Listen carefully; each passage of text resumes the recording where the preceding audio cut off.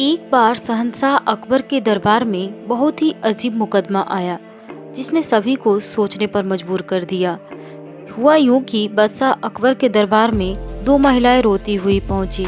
उनके साथ में 2 या 3 साल का सुंदर सा बच्चा भी था। दोनों महिलाएं लगातार रो रही थी और साथ ही दावा कर रही थी कि बच्चा उनका है। अब यह समस्या ये थी कि दोनों शहर के बाहर रहती थी, जिस कारण उन्हें कोई नहीं जानता था। इसलिए यह बताना मुश्किल था कि उस नन्हे से बच्चे की असली माँ कौन है। अब अकबर बादशाह के सामने मुसीबत आ गई कि न्याय कैसे करें और बच्चा किसको दें। इस बारे में उन्होंने एक एक करके सभी दरबारियों की राय ली, लेकिन कोई भी इस गुत्थी को नहीं सुलझा सका। और तभी बीरबल दरबार में पहुंच गए। बीरबल को देखकर बादशाह अकबर की आंखों में मानो चमक आ गई है। बीरबल के आते ही अकबर ने इस समस्या के बारे में उन्हें बताया। अकबर ने बीरबल से कहा, अब तुम ही इस समस्या का समाधान करो। बीरबल कुछ सोचते रहे और फिर जल्लाद को बुलाने के लिए कहा।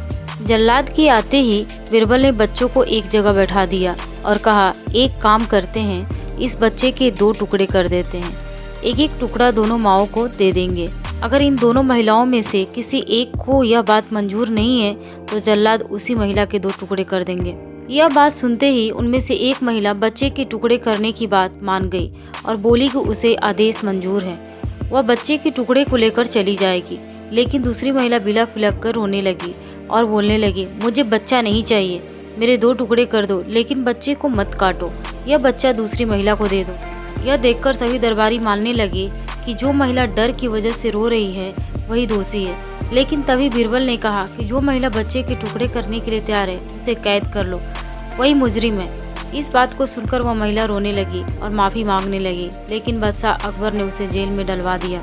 बाद में अकबर ने बीरबल से पूछा कि तुमको कैसे पता चला कि असली माँ कौन है। तब बीरबल ने मुस्कुराते हुए कहा, महाराज, माँ सारी मुसीबतों को अपने सिर पर ले लेती है, लेकिन बच्चे पर आँच भी नहीं आने देती।